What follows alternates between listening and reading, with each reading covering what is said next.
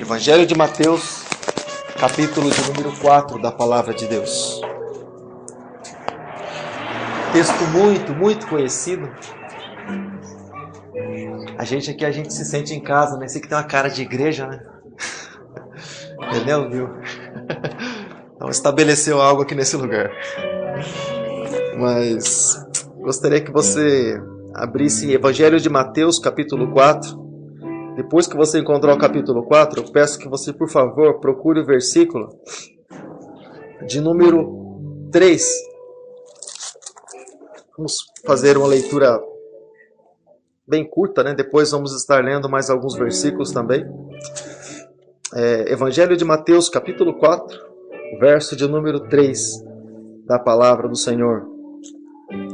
Está escrito assim: E chegando-se a ele o tentador, e disse: Se tu és o Filho de Deus, manda que essas pedras se tornem pães.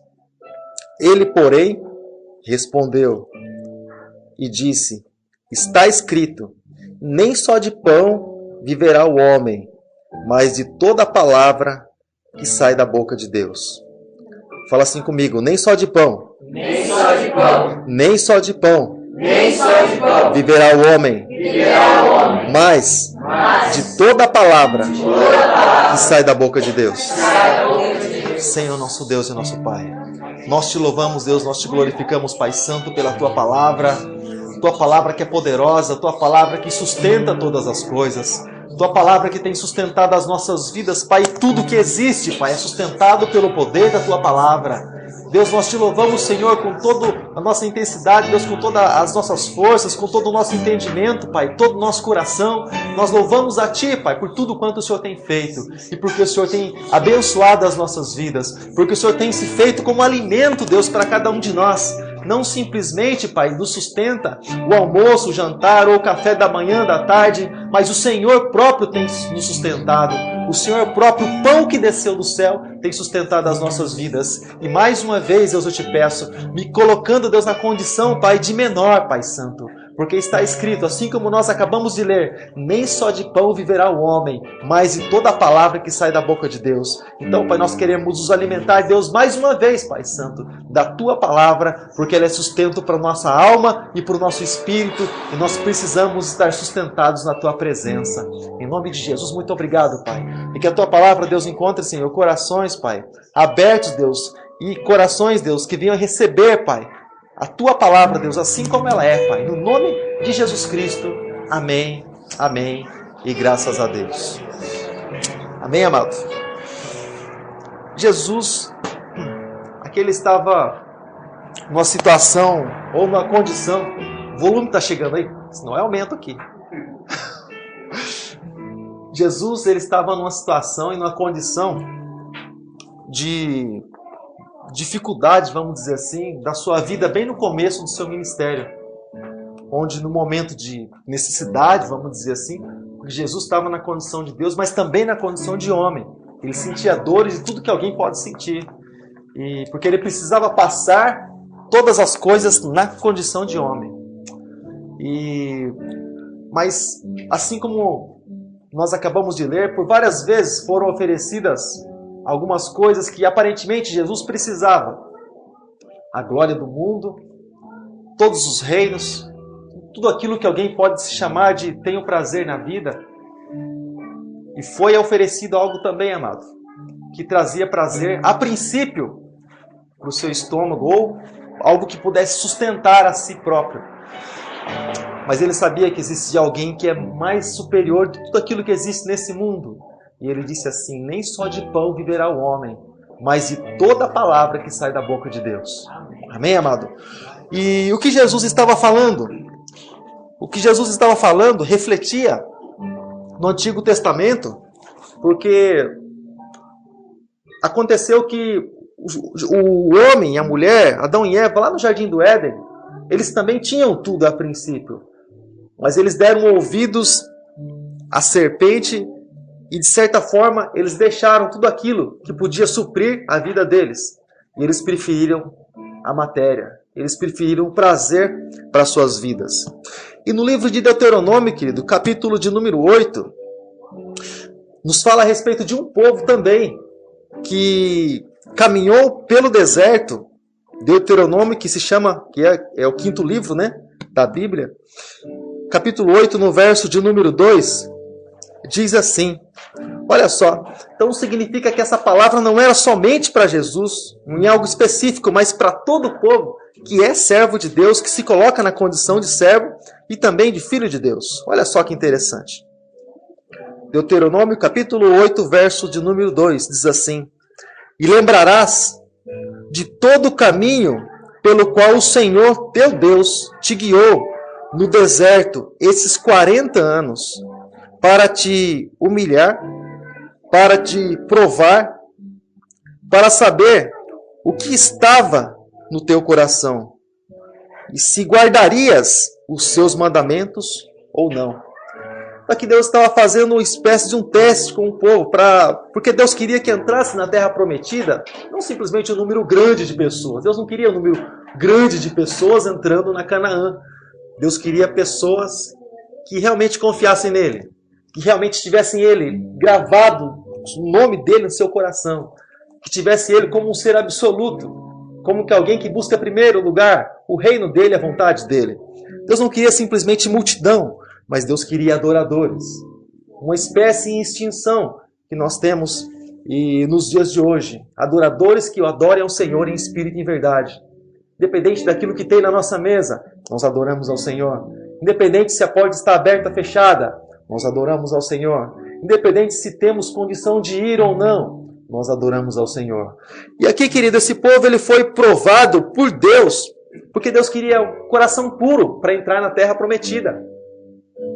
E Deus prometeu algo a eles, mas Deus queria, antes de qualquer coisa, você sabe que antes de a pessoa, por exemplo, entrar na faculdade, o que acontece? Tem lá a prova, né? Vamos fazer a prova. Se você passar na prova, você vai. Antes de a pessoa entrar numa empresa, tem lá os testes. Se passar no teste, você entra. Você é beneficiado com aquilo. E Deus, como Senhor Todo-Poderoso, Ele provou o coração deles para saber se realmente o Senhor estava com seu nome gravado no coração de cada um deles. Para que eles pudessem guardar todos os seus mandamentos. E olha só o versículo de número 3, diz assim, para isso, né, olha o que Deus fez, o que Deus permitiu até mesmo que acontecesse.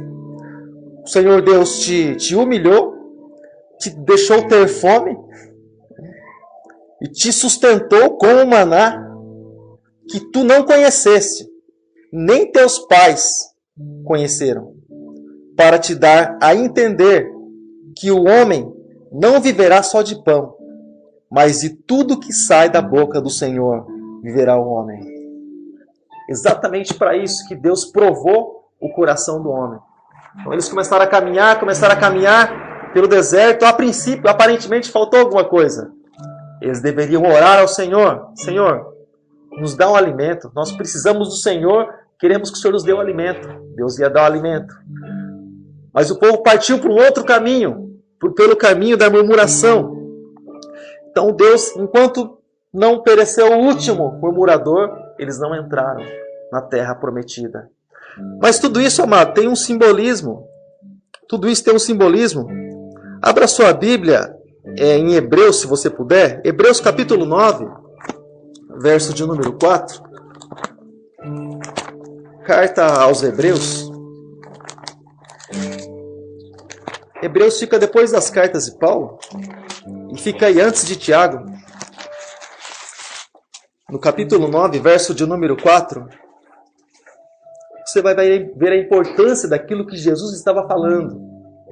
Diante de uma passagem tão conhecida, mas a importância do que realmente Jesus estava falando, quando ele falava do pão que desceu do céu, e quando Deus também falava a respeito do alimento que ele daria. Hebreus capítulo 9, verso 4, diz assim,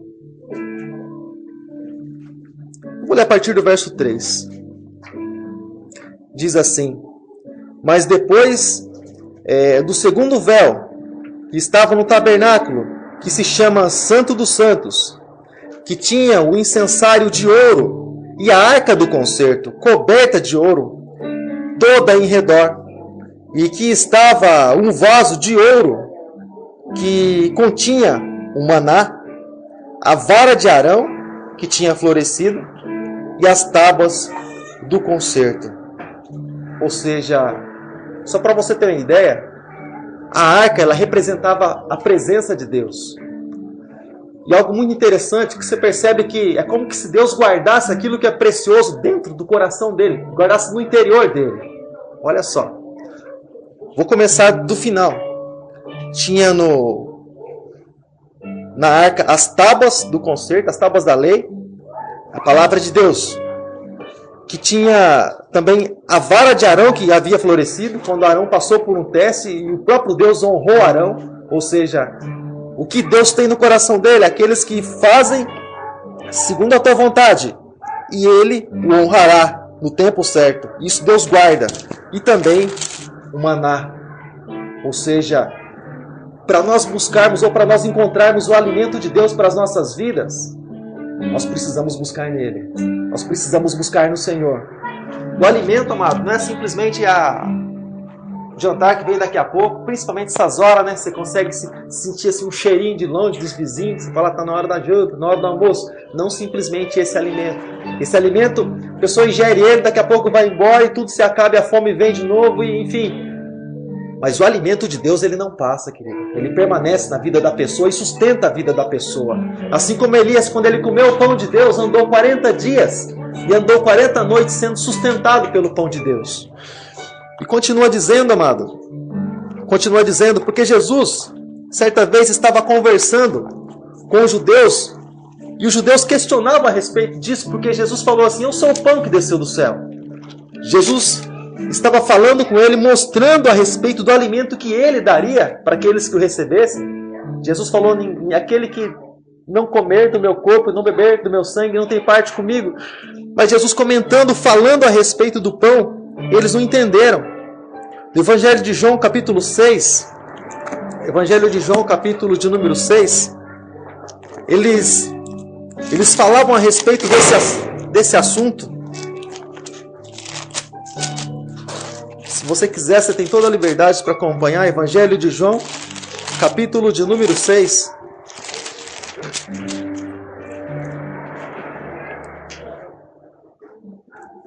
Olha só o que está escrito. A partir do verso de número 3. E Jesus subiu ao monte, assentou-se ali com seus discípulos. E a Páscoa, a festa dos judeus, que estava próxima. Então Jesus levantou os olhos, vendo uma grande multidão que vinha ter com ele, disse, Filipe, onde nós compraremos pão? E para esses comerem, para sustentarem esses. Mas ele dizia isso para quê? Para experimentar os discípulos. Para ver a reação deles, o que eles iam fazer. Por quê, amado? Porque aqui Jesus ele estava falando com os discípulos, por quê? Jesus estava falando a respeito desse pão. Porque aqui os discípulos iam oferecer simplesmente um pão perecível. Porque Jesus, o próprio pão vivo, estava se dando ali para as pessoas que estavam assentadas ouvindo a palavra dele. Então você percebe que o homem ele consegue dar as coisas do homem, mas Deus dá as coisas dele. E os homens, queridos, eles ficaram ouvindo a palavra de Jesus, se alimentando diretamente da fonte do pão que desceu do céu durante 3 dias, assentado na relva, sem sair de lá. Na relva, na grama, aquela coisa molhada, o pessoal senta lá e fica ouvindo durante 3 dias. E eles não sentiram fome até então. Eles estavam sendo alimentados pela palavra de Deus, que estava saindo da boca de Jesus. Mas é interessante que na hora de eles irem embora, eles estavam com fome. Jesus falou, agora vocês podem dar o pão de vocês. O que vocês vão dar para esse povo todo comer? Porque se eles forem embora com fome, eles vão perecer no caminho. Aí é que então veio a multiplicação. Ou seja, você percebe, amado, o que faz diferença na vida do cristão? Você percebe, amado, que o Senhor ele nos chama para a vida, nos chama para uma vida muito mais excelente do que aquilo que nós vivemos. muito mais do que 60, 70 anos, 90, 100, não sei quanto tempo Deus tem para a nossa vida, para cada um de nós aqui, porque está escrito no livro de Salmo 139 que todos os nossos dias estão escritos, estão ali expostos diante de Deus. Ele escreveu todos os nossos dias aqui na terra. Mas por mais que eles sejam aqui, 120, alguns aí, mais robustos que chegam nessa idade, mas passa. Mas Jesus tem algo eterno para cada um de nós. Ele tem algo eterno para aquele que comer do pão dele, do pão que desceu do céu, para aquele que se alimenta dele, da palavra dele, para aquele que vive não simplesmente por aquilo que está diante dos olhos, mas assim como o apóstolo Paulo disse, aquele que anda pela fé. Vai andando, não está vendo nada, mas ele vai crendo que o Senhor é o seu Salvador, que o Senhor proverá, que o Senhor é o sustento para a vida, para a alma dele, que ele precisa, que ele necessita da graça e do favor de Deus para a vida dele. Para aquele que o busca. E querido, o Senhor ele tem preciosidades para cada um de nós. Fala assim comigo, o Senhor. Fala mais forte, o Senhor. Ele tem o que é precioso para a minha vida. Todas as pessoas que comeram do maná e elas não murmuraram, elas entraram na terra prometida. Só para encerrar. Porque a questão, querido, não está simplesmente no eu comer o maná. A questão está no efeito que isso vai surgir na minha vida. A questão não está simplesmente em ouvir a palavra de Deus.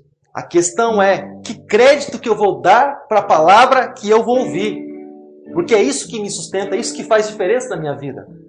Porque todos que estavam ali praticamente comeram do maná. Muitos morreram, outros não. Principalmente Josué e Caleb, que eram maiores e que, por consequência, talvez deveriam morrer também, mas Deus sustentou.